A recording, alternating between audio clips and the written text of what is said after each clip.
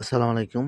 আমি আজকে আপনাদের সাথে ভিডিওতে যে বিষয় নিয়ে আলোচনা করতে যাচ্ছি, সে বিষয়টি হলো গরুর চোয়ালের নিচে ফোলা বা পানি জমা এই রোগ নিয়ে। যদি আপনাদের আমাদের এই ভিডিওটা ভালো লেগে থাকে তাহলে প্লিজ লাইক, শেয়ার, কমেন্ট এবং সাবস্ক্রাইব করবেন। যাতে আমরা নতুন, নতুন রোগ নিয়ে আপনাদের মাঝে নতুন ভিডিও তৈরি করতে পারি, সেজন্য উৎসাহিত করবেন লাইক, শেয়ার, কমেন্ট করে। এখন বিস্তারিত শুনবেন।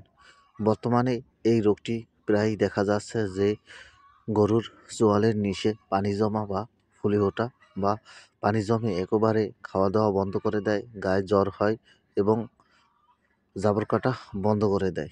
এই রোগটি সাধারণত ঠান্ডাজনিত কারণে হয়ে থাকে এবং এই একই রকমের রোগ অনেক সময় কৃমির কারণেও হয়ে থাকে। এখন আপনার গরু দেখে বুঝতে হবে যে এই আপনার গরুটির কৃমির কারণে হয়েছে না ঠান্ডার কারণে হয়েছে, এটি দেখে তারপর ট্রিটমেন্ট করতে হবে। যদি আপনার গরুটির মনে করেন যে কৃমি আছে, তাহলে আপনাকে কৃমির ব্যবস্থা করতে হবে, যাতে কৃমিনাশকের ব্যবস্থা করতে হবে।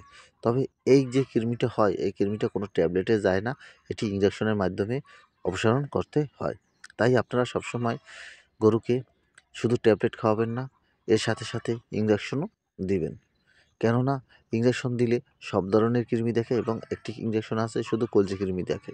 তাই আপনারা সবসময় কৃমির ইনজেকশনও ব্যবহার করবেন এবং ট্যাবলেটও খাওয়াবেন, তাতে বেশি ফল পাওয়া যায়।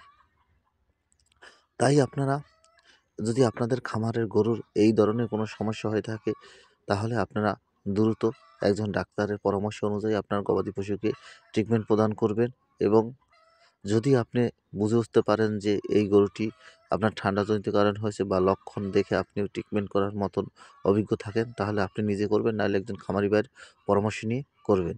কিন্তু হুটহাট করে কোনো ভুল ট্রিটমেন্ট করবেন না বা কোনো প্রকার না বুঝে অন্য কোনো ঔষধ খাওয়াবেন না। এই ধরনের ঔষধ খাওয়ালে আপনার গরুর উপকারের চেয়ে ক্ষতি বেশি হয়। তাই আপনারা এই রোগটি সব অ্যান্টিবায়োটিকে দমন করা যায় না। তাই আপনাকে এই রোগটির জন্য কী, কী অ্যান্টিবায়োটিক আছে এটা আগে বুঝতে হবে। অনেক সময় আছে, অনেক খামারি ভাই দোকানে গিয়ে বলে আমার গরুটি ঠান্ডা লেগেছে, ফুলে উঠেছে, নাক মুখ বয়ে থাকে। কিন্তু সে তো ঠান্ডার ঔষধ দিয়ে দেয়। কিন্তু আসলে যে রোগটি, সেই রোগটির সঠিক ঔষধ গরুটি পায়নি। এই কারণে আপনার বেশি পরিমাণ ক্ষতি হয়ে থাকে। এবং অনেকে আছে পানি সরানোর জন্য বেশি ঔষধ খাওয়ায়, তবে এটা কম খাওয়াবেন, এতে কিডনির এফেক্ট হয়। আমার ভিডিওটি ভালো লাগলে প্লিজ সাবস্ক্রাইব।